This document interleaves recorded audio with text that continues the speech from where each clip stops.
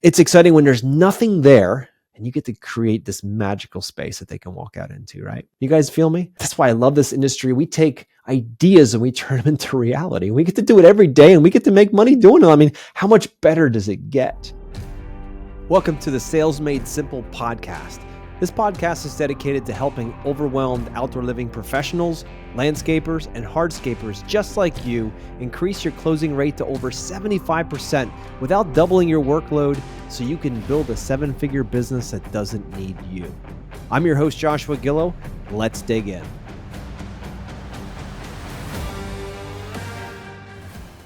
Hey, listeners, there's something about a project when you walk into a backyard and there's nothing there, complete blank slate, and you're working with customers and they're excited about what you're coming up with, your ideas, all the stuff that you're sharing with them, where the pool's going to go and the deck and the patio, and you can see it in your head. And then you show them in a three-dimensional design with all their furniture out there and all the flowers and the lighting. Man, it's exciting as heck because you've got a homeowner, potentially even a new homeowner. Maybe it's a new home or an old home that you're redoing. But it's exciting when there's nothing there and you get to create this magical space that they can walk out into, right? You guys feel me? That's why I love this industry. We take ideas and we turn them into reality. We get to do it every day and we get to make money doing it. I mean, how much better does it get? But then you have other customers who have most of what they need. Maybe they just want to upgrade their deck, or maybe they have the pool, but they don't like the patio around the outside, or a combination thereof. And you're working with those customers. And what we found over the last 30 years is that, when it comes to urgency, a sense of urgency with customers, the ones who have nothing, we found are more urgent to have something in the backyard. But the ones who have stuff that could be just a little bit better, oftentimes, they're not as urgent because you know what? They could live with what they have. They could get another year out of it. I mean, case in point, my wife and I bought our house 20 years ago and it had a wooden deck in the back of the house. And, it was like, what? Pretty soon I'm going to tear that off. Just an old pressure treated wooden deck. And that was the plan since we moved in 2005.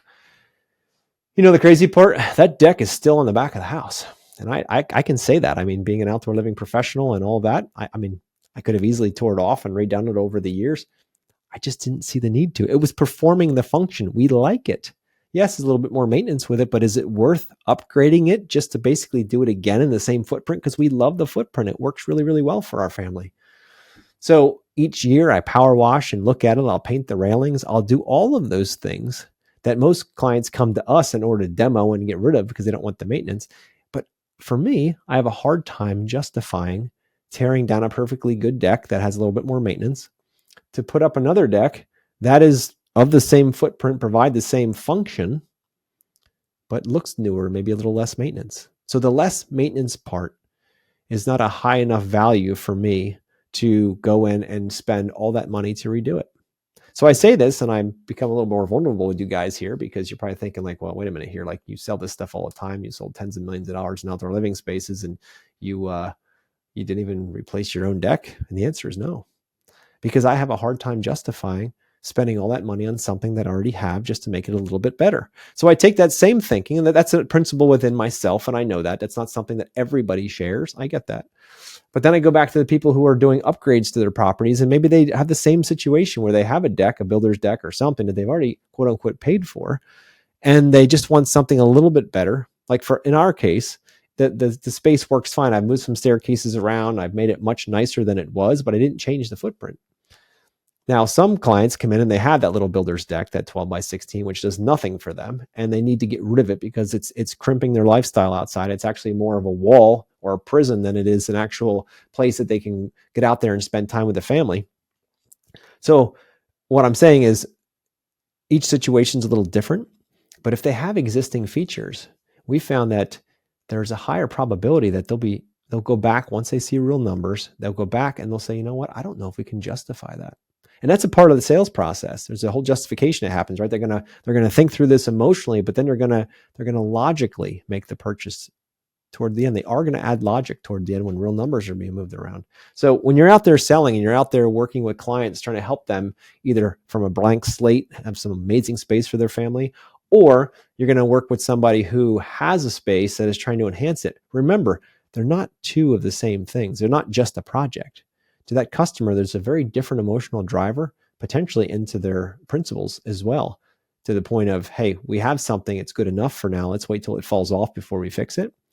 Versus we have nothing and we need to put something else out there so we can actually at all engage the space. So remember, both those customers aren't the same people. You can't approach them the same way, because the one is coming from all possibilities. The other one's coming from, can I really justify any of this? Like, we have a space that's good. We've seen plenty of spaces over the years where customers have us out and they're like, we don't really like the red brick. Can you do brown pavers around my pool instead? I'm like, yeah, no problem. We can lift them up, redo the bases, do all that stuff. Here's the proposal. It's going to be $60,000 to do that. And they're like, okay, we'll get back to you, in the early days at least. And then it comes time to justify whether, is it worth $60,000 for that entire backyard space to go from the red brick, which just kind of annoys you, to this beautiful brown paver? Some customers may say yes and never think twice about it. But there are going to be many customers that have a hard time justifying. They have a hard time justifying they have a space that works. Does it really need to be any better? So if you're out there selling and you find yourself hitting walls with people that are just trying to do upgrades, there's a psychological barrier there as well for some. How is your sales process? How is your engagement with them? How is your experience with them? Taking that into account. How are you with them, empathizing with the idea that they may just want it a little bit better, but truly at the end of the day, they might not want to spend the money to do it? How are you having that conversation, and when are you having that conversation? Is that after you've gotten your design fee and then all of a sudden they pull the rug out from underneath you later? When you give them the proposal and they absolutely say, I cannot afford to spend $60,000 on this. This is absolutely crazy. Yeah, we might be adding some square footage and maybe there's a structure involved or whatever, but what we have now works. And I don't know that it makes sense to do it any better. If we were redoing everything and tearing it out and starting again, it'd be something else, but we don't want to do that. We want to keep some of our pieces. So there's an emotional and a psychological resistance there. As sales professionals, we have to know that. We have to understand that. We have to go in with the white gloves and understand that their feelings are real. And whether we like to deal with them or not, we're not counselors here. We're not therapists. But at the same time, just because that client is on the fence or doesn't know what to do next, we have to be the professionals that help them through that. Help them see what they originally called you for.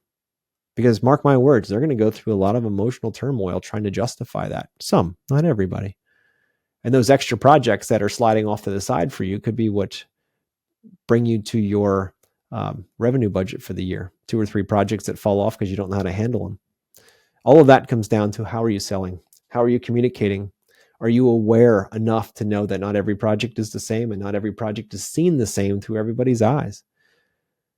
Clean blank slate, based on our historical numbers, have been a little simpler to sell than it is to go into somebody's house that has everything already or most things already, and they just don't fully like it. They're like a B+ they would give their yard, but they want it to be an A.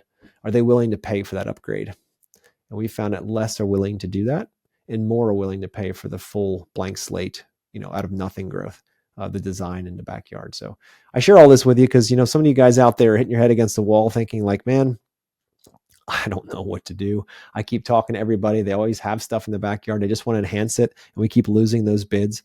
And I have to tell you, the reason why you're losing them is because you're not connecting with them on an emotional level and understanding where they are. You're treating every project the same, like it's a blank slate. And not everybody is receptive to that. You can tell through your close rate.